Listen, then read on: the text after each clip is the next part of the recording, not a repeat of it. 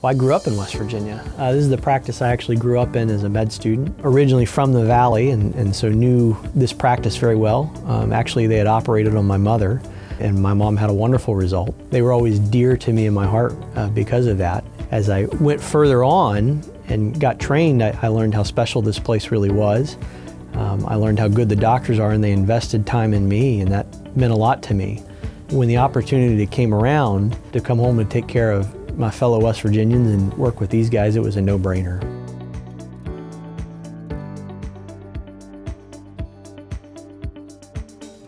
So I did a cerebrovascular, endovascular combined fellowship in Seattle at the Swedish Neurological Institute. For those who aren't familiar with those terms mean, it's studying conditions of the brain, of the spine, and specifically the blood vessels of those things.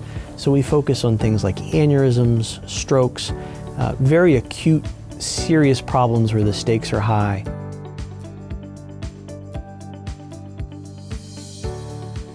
I am now the second neurosurgeon in the state of West Virginia to have training in endovascular therapies, the first being my partner, Dr. Harmon. What that means is, as opposed to having to do open surgery where we make large incisions and take pieces of bone off, we're able to use a needle stick and a catheter to approach aneurysms and strokes in a very minimally invasive type way that gets patients out of the hospital a lot quicker and is safer. And so those skills, I think, are going to be absolutely critical for Southern West Virginia in making this a beacon of stroke care and aneurysm care for the area.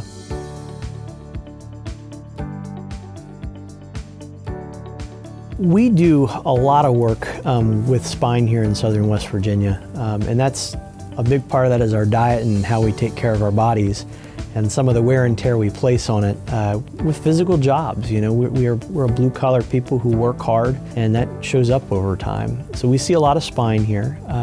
For the same reasons, we see a lot of peripheral vascular disease, a lot of stroke, and atherosclerosis of the blood vessels. I've seen a fair amount of trauma as well. You know, folks riding ATVs, car wrecks, sadly even a few gunshot wounds. You know, and so we run the full gambit of neurosurgical care, from the elective to the hyperacute. We see it all.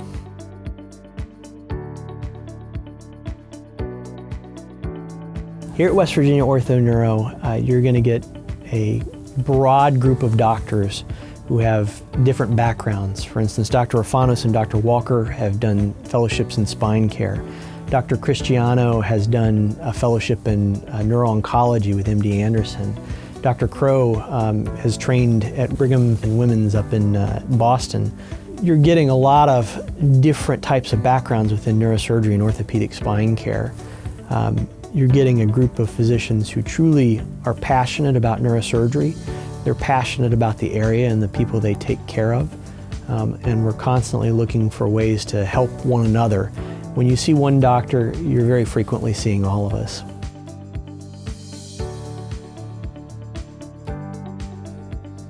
Growing up here, it's an area that's really dear to me. A lot of my friends are still in the area. I've seen a lot of my friends move away for a variety of reasons. Getting to stay here and take care of this area and the people in this area, it means a lot to me. There's really nowhere else like it. I've had a chance to train in all 4 time zones in the continental US and actually briefly in Alaska.